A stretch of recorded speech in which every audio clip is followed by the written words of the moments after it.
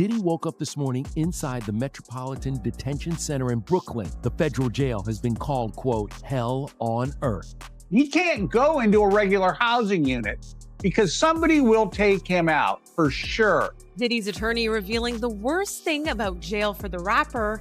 According to People magazine, his lawyer said, quote, I think the food's probably the roughest part of it. I would expect that he would not be in the general population. His incredibly high celebrity status makes him a very, very attractive target for assault. One of hip-hop's biggest moguls, Diddy, now finds himself living in conditions described as hell on earth, stripped of his power and under constant surveillance.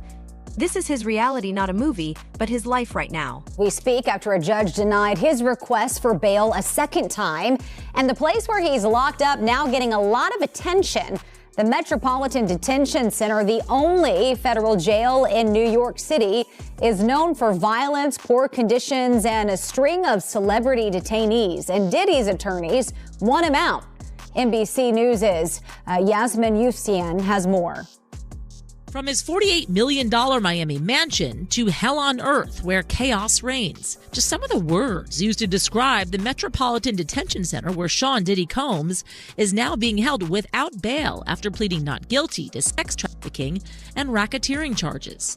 Combs abused, threatened, and coerced victims to fulfill his sexual desires, protect his reputation, and conceal his conduct. He is not the first high-profile inmate to pass through these walls. Ghislaine Maxwell, R. Kelly, Pharma Bro, Martin Shkreli, and crypto fraudster Sam Bankman-Fried, all as they waited for their federal criminal trials, called this jail home. But the conditions of the prison are far from homey, notoriously described as, quote, dreadful, as one judge put it. Some on the bench have even moved away from sending nonviolent defendants there. In April, a group of detainees that prosecutors said were MS-13 gang members in court documents stabbed an inmate 44 times in an attack caught on camera. 2 shivs were recovered from the attack. You see them here. The victim survived. And in the last 3 years alone, 4 inmates have died by suicide. And violence is not the only issue. Accusations of medical neglect, staffing shortages, smuggling of drugs, some allegedly facilitated by employees. At least 6 staff members charged with crimes in the last 5 years, according to the AP. Some accused of accepting bribes and providing contraband. I've had clients describe MDC as hell, as the worst conditions they've been in. Lance A. Clark is a federal defense attorney who's been there many times. Now, if the government is going to mandate that they are responsible for your well-being, they have to ensure the safety of your well-being. Occupy the streets until they get heat. In the winter of 2019, protests over a power outage left inmates without light or heat for a week in the cold. I understand how cold it must be in those cells, and not to have any electricity, any lights, and to not be able to communicate with your family is just inhumane. The prison has about 1,200 detainees and is the only federal prison in the nation's largest city. The DOJ shut down New York City's other federal jail, the Metropolitan Correctional Center, back in 2021, 2 years after Jeffrey Epstein died by suicide. What happens when a celebrity accustomed to luxury and privilege is confined to one of the most notorious jails in the country? How does Sean Diddy Combs, a man who built his empire in the limelight, cope behind bars? Leaked information reveals chilling details about his day-to-day reality, prompting a closer look at the brutal conditions inside Brooklyn's Metropolitan Detention Center. This facility is infamous for housing high-profile inmates like Jeffrey Epstein and R. Kelly, but it is also widely condemned for its deplorable treatment of those incarcerated there. Diddy woke up this morning inside the Metropolitan Detention Center in Brooklyn. The federal jail has been called, quote, hell on earth. Some of the shocking things that you see are the manufacturing of weapons, assaults. Inmates hid cell phones within their rectal cavity. Jails and prisons are very different from free society. We spoke with Cameron Lindsay, the former warden of Diddy's jail. The facility accommodates around 1,200 detainees and once housed R. Kelly and Jeffrey Epstein's accused co-conspirator, Ghislaine Maxwell. I survived what I've been through. I would expect that he would not be in the general population. His incredibly high celebrity status makes him a very, very attractive target for assault. He would be locked in that cell 23 hours a day, 3 showers a week. My advice would be keep quiet, keep to yourself, and it has to be more of a culture shock. A rep for the Federal Bureau of Prisons tells ET that earlier this year, they appointed an urgent action team to address issues. It's their mission to operate safe, secure, and humane facilities. From daily psychological check-ins to reports of special treatment, conflicting stories create a complex picture of Diddy's time in custody. As we dig deeper, one question remains: does his fame shield him from the horrors of the Metropolitan Detention Center? Or has it, in fact, made his experience even more challenging? I want to bring in Larry Levine. He is a former federal prisoner who served time at 11 institutions of various security levels in 5 different states, and he now advises people who are about to go to prison. As the founder and director of Wall Street Prison Consultants. And of course, he's a friend of the show. So breaking news right now, Larry, I am just getting word.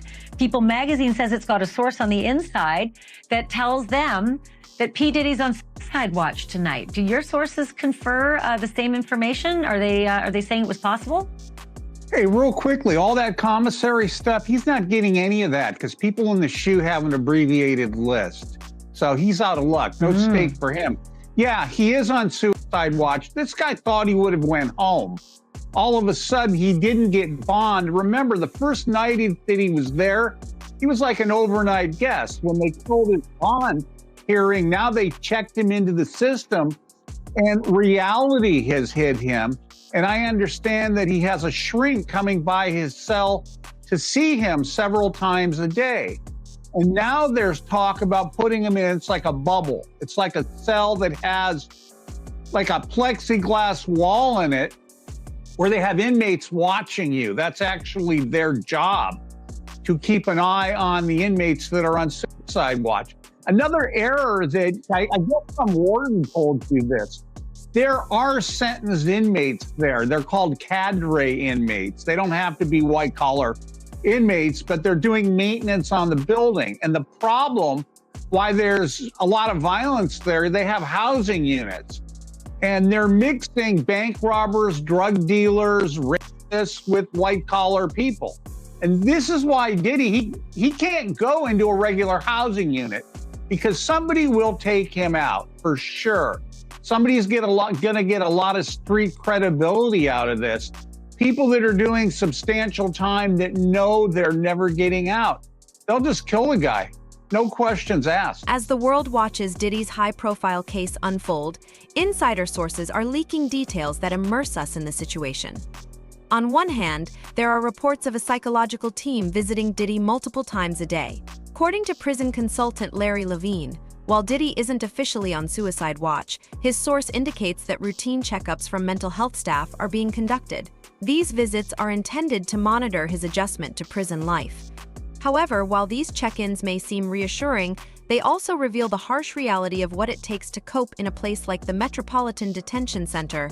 Inmate and director and founder of Wall Street Prison Consultants, Larry Levine, joins me now. Larry, welcome to the show. Thanks for being with me.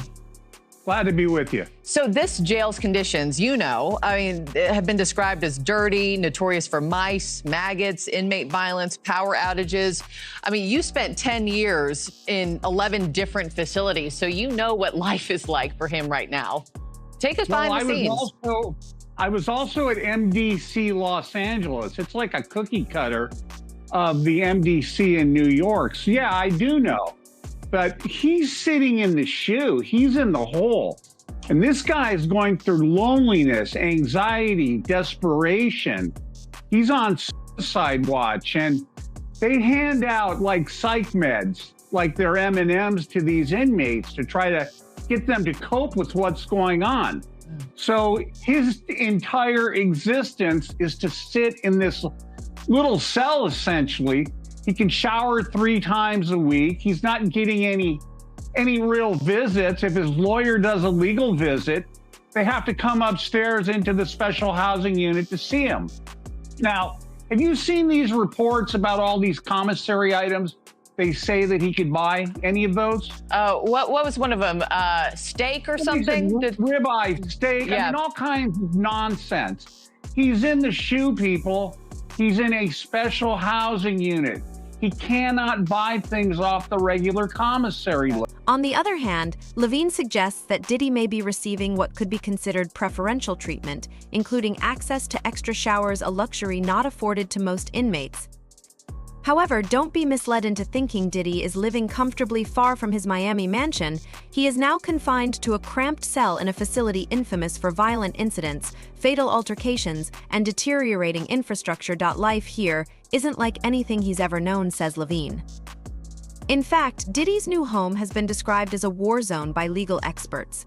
The Metropolitan Detention Center in Brooklyn is notorious for violent outbreaks, with recent reports of inmate deaths and stabbings underscoring just how dangerous it can be. Levine puts it bluntly, he's not playing chess, he's surviving. Look, if he makes it to GP, general population, someone's going to stick a knife in him. They're going to put some bars of soap in a sock and boom. They're going to pop him over the head and split his head open like a watermelon.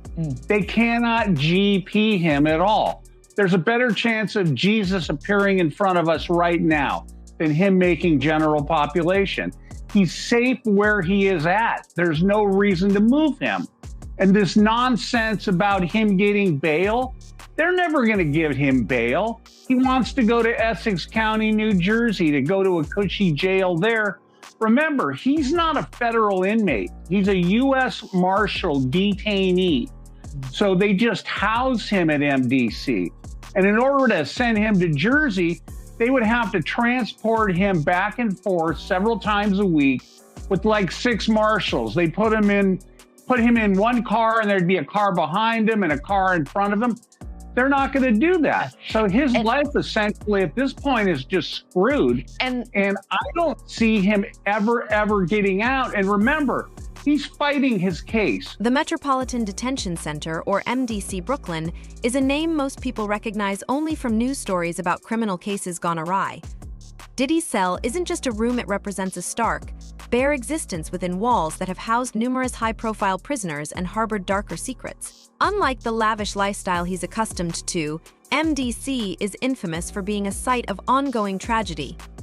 As one judge put it, it is a facility where violence and despair seem to thrive. MDC, which houses approximately 1,200 people, mostly those who are arrested and those who are awaiting trial, as well as those serving short sentences, this is a facility that has been plagued with issues: violence, deplorable conditions, not enough manpower, drug smuggling. In fact, earlier this year, New York Representative Dan Goldman stated he would file a formal request for an investigation into the MDC.